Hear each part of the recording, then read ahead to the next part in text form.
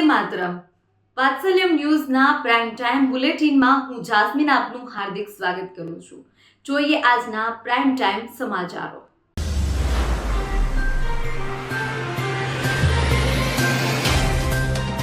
મોરબીના બગથરાથી કાંતિપુર જતો રોડ અત્યંત બિસ્માર હાલતમાં તાત્કાલિક રિપેર કરવાની માંગ ઉઠી રહી છે.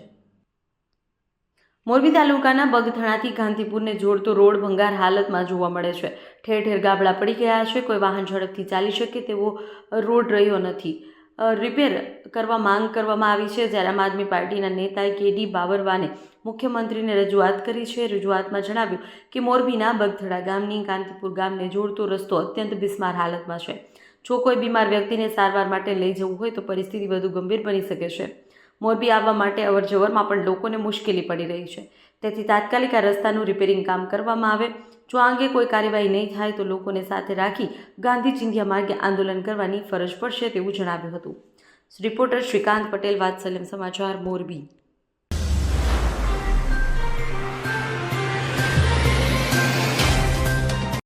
નસવાડી રોડ પર મોડાસણ ચોકડી પાસે પાયસ પેટ્રોલિયમમાં ઉધાર ડીઝલના નામે મોટી છેતરપિંડી સામે આવી છે. બોડેલી નસવાડી રોડ પર મોડાસણ ચોકડી પાસે આવેલા પાયસ પેટ્રોલિયમમાં મેનેજર ગુલાબ મુસ્તફા ઇસ્લામભાઈ ખત્રી દ્વારા બોડેલી પોલીસ મથકે છેતરપિંડીની ફરિયાદ નોંધવામાં આવી છે.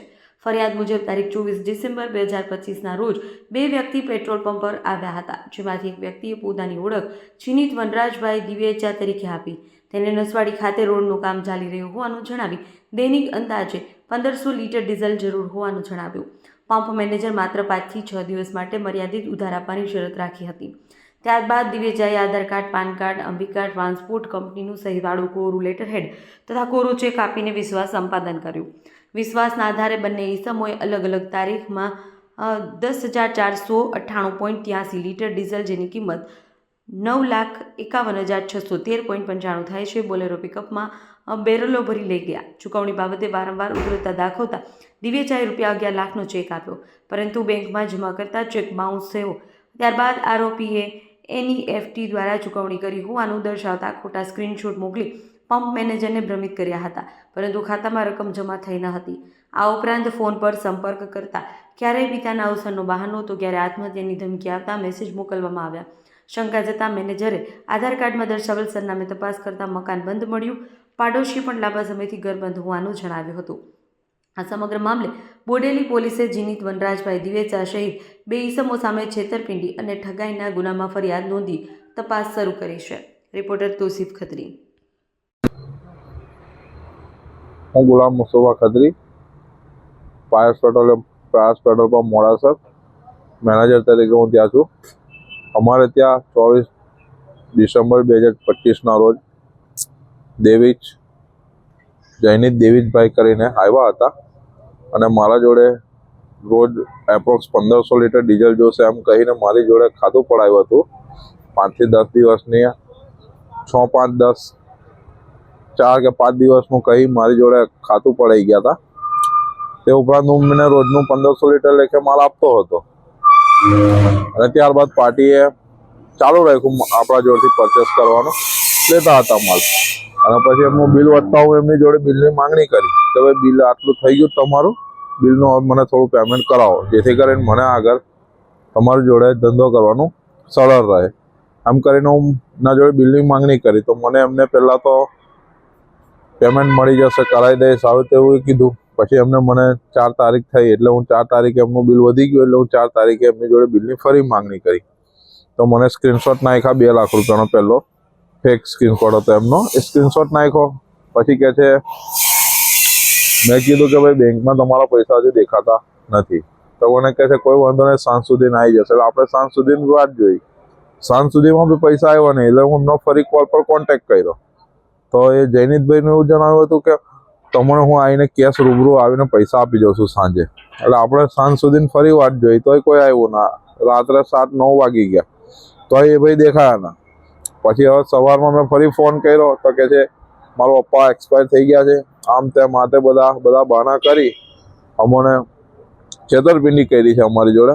અને એપ્રોક્સ એમને 25 થી 4 તારીખ સુધી એમને અમારી જોડેથી 10,498 જેવું એપ્રોક્સ લીધેલું છે ડીઝલ, એના પૈસા 9,51,600 થાય છે, જેની અમે માંગણી કરી છે. અને 11 લાખનો એ પેટે અમને ચેક પણ આપ્યો હતો, જે ચેક પણ વિડ્રોલ નથી થયો, એ બાઉન્સ ગયો છે અને માત્ર એમના ખાતામાં 7 રૂપિયા બેલેન્સ છે.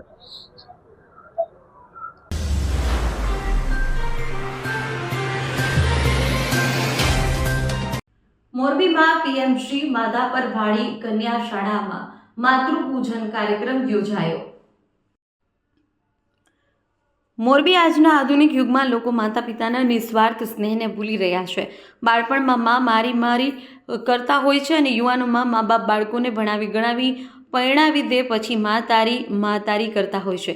ત્યારે પેટે પાટા બાંધી જે મા બાપે સંતાનોનું લાલન પાલન અને પોષણ કર્યું હોય એ મા બાપને લોકો વૃદ્ધાશ્રમમાં મૂકતા ખચકાતા નથી.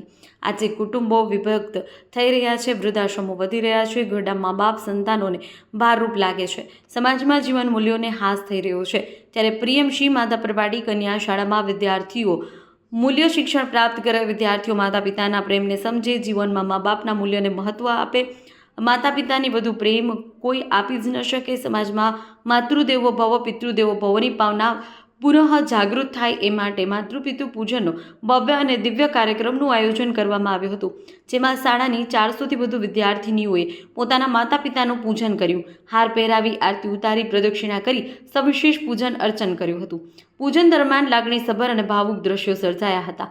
સમગ્ર કાર્યક્રમને સફળ બનાવવા યોગ વેદાંત સમિતિના નિલેશભાઈ, જયેશભાઈ, રમીલાબેન, નૈનાબેન તથા શાળાના તમામ સ્ટાફે ખૂબ જ જહેમત ઉઠાવી હતી.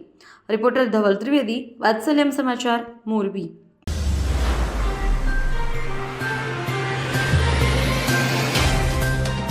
કેશોદ તાલુકાના રાણીંગપરા ગામના વતની પ્રતિકભાઈ રમેશભાઈ મહિડા આર્મીની ટ્રેનિંગ પૂર્ણ કરી પરત ફરતા ભવ્ય સ્વાગત કરવામાં આવ્યું. કેશોદ તાલુકાના રાણીંગપરા ગામના વતની મહિડા પ્રતિક રમેશભાઈ, જે 20 જાન્યુઆરી 2025ના રોજ આરટીસી જોધપુર રાજસ્થાન ટ્રેનિંગ માટે ગયેલા, જ્યાંથી 6 જાન્યુઆરી 2026ના રોજ ટ્રેનિંગ પૂર્ણ થયેલ, હાલમાં જમ્મુ કાશ્મીર ફરજ બજાવી રહ્યા છે. પ્રતિક મહિડાની આર્મીની ટ્રેનિંગ પૂર્ણ થતાં પોતાના વતન રાણીંગપરા આવતા કેશોદ 4 ચોક ખાતે ડોક્ટર બાબા સાહેબ આંબેડકરની પ્રતિમાને હાર તોરા કરી પુષ્પવર્ષા સાથે અને ફૂલહાર અને શાલ ઓઢાડી સન્માન કરાયું હતું. કેશોદથી રાણીંગપરા સુધી ડીજેના સંગાથે દેશભક્તિના ગીત સાથે ભવ્યાતિ ભવ્ય સ્વાગત કરવામાં આવ્યું હતું, જેમાં સગા સ્નેહીજનો, મિત્રો તથા ગ્રામજનો મોટી સંખ્યામાં ઉપસ્થિત રહ્યા હતા. રિપોર્ટર અનિરુદ્ધસિંહ બાબરિયા, કેશોદ. બોલો. મારું નામ મહિડા પ્રતિક રમેશભાઈ છે. હું રાણીપરા ગામનો વતની છું. મેં 20 જાન્યુઆરી 2025ના રોજ આરટીસી જોધપુર રાજસ્થાન ટ્રેનિંગ માટે ગયો હતો. હું ત્યાંથી 6 જાન્યુઆરી 2026ના રોજ મારી ટ્રેનિંગ પૂરી થઈ અને અત્યારે હું જમ્મુ અને કાશ્મીરમાં ડ્યુટી બજાવું છું.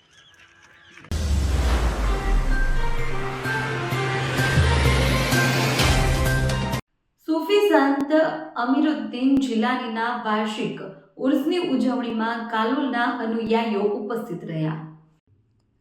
નવસારી ખાતે આવેલા ખાટકીવાડ મસ્જિદમાં આરામ ફરમાવતા મુફ્તીએ ગુજરાત સૈયદ અમીરે મિલ્લતના ઉર્સની ઉજવણી 2 દિવસીય કરવામાં આવી રહી છે, જેમાં ઉર્સના પ્રથમ દિવસે ડબગવરવાડ બજમે અમીરે મિલ્લત ખાતેથી નગરના મુખ્ય માર્ગ પર સંદલ શરીફનું ભવ્ય જુલુસ નીકળ્યું હતું, જેમાં કાલોલ શહેર સહિત તાલુકાના એરાલ ગામના મોટી સંખ્યામાં અનુયાયીઓ ઉપસ્થિત રહ્યા હતા.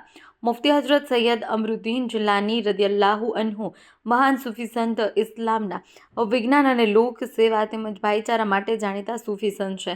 આ ઉર્સ પ્રસંગે કાલોલની અઝીમી ઝિક્ર શરીફ કમિટી અને એરાલ મિલાદ કમિટીની ઉપસ્થિતિ વચ્ચે જુલુસમાં વિવિધ દરગાહના રોજાઓની ઝાંખીઓએ લોકોમાં આકર્ષણ જમાવ્યું છે, જ્યારે કે રાજમાર્ગ પરથી પસાર થતા નવસારીના ગુલવાડ સ્થિત સમસ્ત રાણા સમાજે તેમજ સ્થાનિક મુસ્લિમ બિરાદરો દ્વારા ભવ્ય સ્વાગત કરવામાં આવ્યું હતું.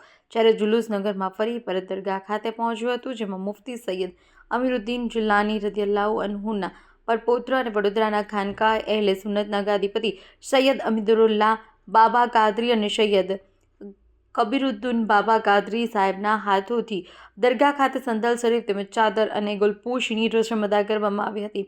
જ્યાં સાંજે દબગરવાડમાં રાતીબે રિફાઈનો ભવ્ય જલસો યોજાયો. ત્યારબાદ સલાતો સલામ, દુઆ અને લંગરની વહેંચણી કરવામાં આવી, જેમાં ગાદીપતિ સૈયદ અમીરુદ્દીન બાબા કાદરી, સૈયદ કબીરુદ્દીન બાબા કાદરી, સૈયદ તાજુદ્દીન બાબા કાદરી, સૈયદ જિયાઉદ્દીન બાબા કાદરીની ઉપસ્થિતિમાં ધાર્મિક પરંપરા અને ઉજવણી કરવામાં આવી હતી, જેમાં મોટી સંખ્યામાં અકીદતમંદો ઉમટ્યા હતા.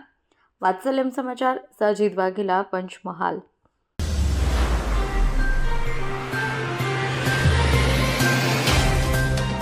કેશોદ જલારામ મંદિરે મેગા કેમ્પ યોજવામાં આવ્યો છે, જેમાં 354 નેત્ર નિદાન સાથે જ 25,000થી વધુ દર્દીઓના આંખના સફળ ઓપરેશન કરાયા છે. કેશોદના જલારામ મંદિર ખાતે મેગા કેમ્પનું આયોજન કરવામાં આવેલ હતું. કેમ્પમાં મોતિયાના ઓપરેશન, ડાયાબિટીસ સાથે જ ચેકઅપ કેમ્પ, હોમિયોપેથિક નિદાન કેમ્પ વગેરે કેમ્પ રાખવામાં આવેલ હતા, જેમાં કેશોદ તેમજ આજુબાજુના ગ્રામ્ય વિસ્તારમાં મોટા પ્રમાણમાં લોકોએ લાભ લીધો હતો. નિદાન કેમ્પની શરૂઆત કેશોદના ધારાસભ્ય દેવાભાઈ માલમ, ભોજનદાતા રફીકભાઈ મહિડા, જલારામ મંદિરના ટ્રસ્ટી દિનેશભાઈ કાનાબાર, રમેશભાઈ રતન ઘાયલા, સ્નેહ હાલતનના, રઈસ મહિડા, હેમંત ઘેરવલા, મોહનભાઈ ગુડાસરા વગેરે મહેમાનો દ્વારા દીપ પ્રાગટ્ય કરી કરવામાં આવી હતી. નેત્ર નિદાન કેમ્પમાં 175 જેટલા દર્દીઓને પરિતોષ પટેલ તથા ડૉક્ટર શ્વેતા પટેલ દ્વારા તપાસી 84 દર્દીઓને ઓપરેશન માટે રાજકોટ રણછોડદાસજી હોસ્પિટલ ખાતે મોકલવામાં આવ્યા. જલારામ મંદિર ખાતે યોજાયેલા 354 કેમ્પમાં 25,343 દર્દીઓના સફળ ઓપરેશન દ્વારા જલારામ મંદિર લોકોને નવી દ્રષ્ટિ આપવામાં સહભાગી થયેલ છે. હોમિયોપેથી નિદાન કેમ્પમાં ડૉક્ટર નિકિતા પટેલ દ્વારા 250 જેટલા દર્દીઓના જુદા જુદા દર્દ અંગે માર્ગદર્શન આપેલ અને 80 જેટલા દર્દીઓને નિઃશુલ્ક દવા આપવામાં આવી હતી. 200 જેટલા દર્દીઓને ડાયાબિટીસ ચેકઅપ કરવામાં આવેલ હતું. દર્દીઓની નોંધણી દક્ષાબેન મહેતા, અશ્વિનભાઈ પટેલ દ્વારા કરવામાં આવેલ, જ્યારે કે દર્દીઓને માર્ગદર્શન સુરેશ અઘેરા, ભગવતસિંહ રાયજાતા, વિજય દાફડા, કેશુભાઈ પટેલ દ્વારા આપવામાં આવેલ. દર્દીઓને પીરસવાની કામગીરી વિશ્વ હિન્દુ પરિષદ અને બજરંગ દળના નિખિલ ઠાકર, સાહિલ દેવાણી, કમલેશ સાઈ વગેરે દ્વારા કરવામાં આવી હતી. રિપોર્ટર અનિરુદ્ધસિંહ બાબરિયા, કેશોદ. હું રઈસ રફીકભાઈ મૈડા. આજ રોજ અહીં જલારામ મંદિર કેશોદ ખાતે નેત્ર નિદાન કેમ્પનું આયોજન થયેલું હતું.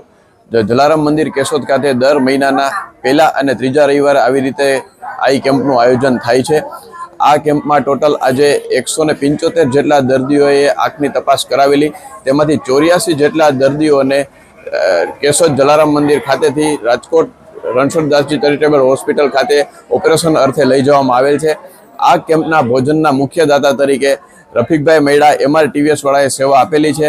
રફીકભાઈ મૈડા દ્વારા દર વર્ષે તેના પિતાશ્રીની યાદમાં આવી રીતે ભોજનના દાતા તરીકે સેવા આપે છે. અને આ તકે કેશોદના ધારાસભ્ય શ્રી દેવાભાઈ માલમ, કેશોદના શહેર ભાજપ પ્રમુખ હિરણભાઈ ભોરણિયા તથા હિન્દુ મુસ્લિમ સમાજના આગેવાનો ઉપસ્થિત રહેલ હતા. કેશોદ ખાતે ટોટલ આજ સુધી 354 જેટલા કેમ્પનું સફળ આયોજન થયેલું છે. તેમાંથી 25,000 કરતાં પણ વધારે દર્દીઓએ ઓપરેશન કરાવી અને સારી દ્રષ્ટિ જલારામ મંદિર કેમ્પ દ્વારા મેળવેલી છે.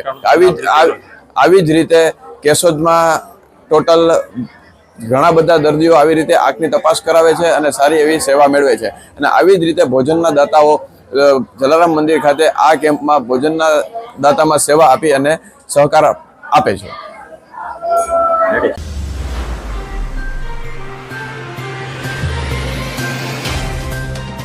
ભાવનગરના બગદાણામાં સેવકને મારવા મામલે વધુ એક આરોપીને ઝડપી લેવામાં આવ્યો છે.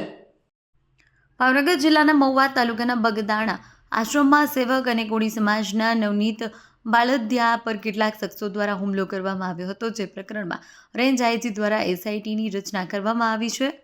જે કેસમાં અગાઉ પોલીસે 10 આરોપીને ઝડપી પાડ્યા છે. જ્યારે ઝડપાયેલા આરોપીની પૂછપરછ દરમિયાન વધુ એક ઇસમનું નામ ખુલતા પોલીસે કોદિયા ગામેથી દિનેશ ઉર્ફે દાદુ લોમાભાઈ સોલંકીને ઝડપી લીધો છે, જેની પૂછપરછ પૂર્વે મેડિકલ ચેકઅપ માટે ભાવનગર સિવિલ હોસ્પિટલ લઈ જવામાં આવ્યો હતો. આમ બગદાણા પ્રકરણમાં આજ સુધીમાં કુલ 11 આરોપીને ઝડપી લેવામાં આવ્યા છે.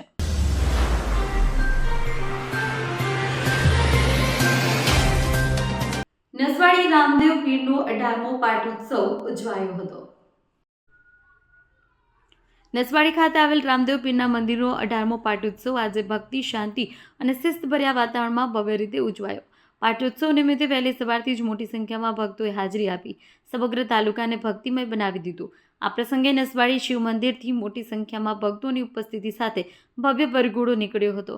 જય રામદેવ પીરના જયઘોષ સાથે ભક્તોએ નગર પરિક્રમા કરી મંદિર પ્રાંગણમાં પહોંચીને દર્શન કરી ધર્મલાભ લીધો હતો. પાટોત્સવ દરમિયાન વૈદિક મંત્રોચ્ચાર સાથે પૂજા અર્ચના, ધ્વજારોહણ, મહાઆરતી તેમજ ભજન કીર્તન જેવા ધાર્મિક કાર્યક્રમો યોજાયા હતા. હજારો ભક્તોની ઉપસ્થિતિમાં સમગ્ર વિસ્તારને ભક્તિરસમાં ડૂબાવી દીધો હતો. રિપોર્ટર મુકેશ પરમાર, નસવાડી.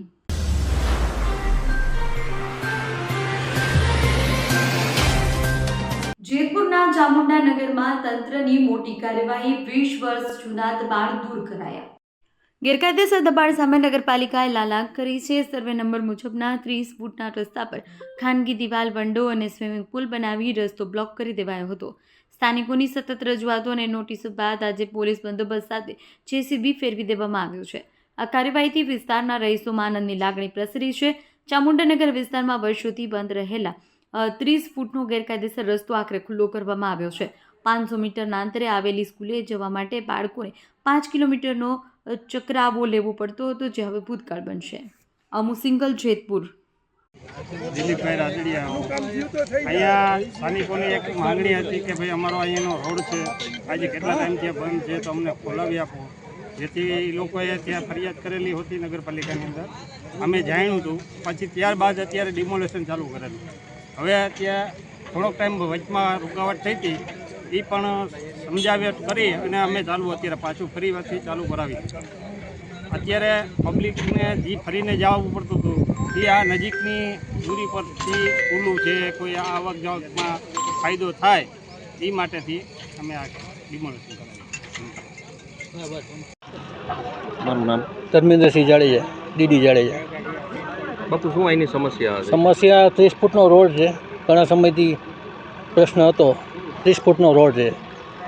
નાના બાળકોને સ્કૂલે જવામાં 5 કિલોમીટર ફરીને જવું પડતું. ચોમાસામાં વધારે તકલીફ થતી હતી. પ્રશ્ન ઘણા સમયથી હતો, આજે સોલ્વ થાય છે. તો સ્થાનિકો દ્વારા જે અત્યારે હોબાળો મચાવવામાં આવ્યો હતો, થોડોક ટાઈમ રાજકીય દબાણની હિસાબે થોડું કામ બંધ રહ્યું હતું, પાછું ચાલુ થઈ ગયું છે, એટલે શાંતિ છે.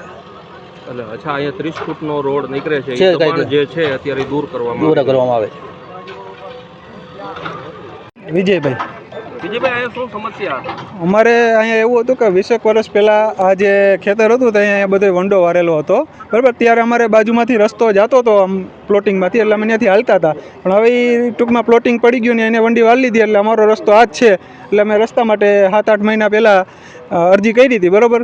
પણ 2-3 નોટિસ આપી તો આ લોકોને બધા ખાલી કંઈ કરતા નહોતા.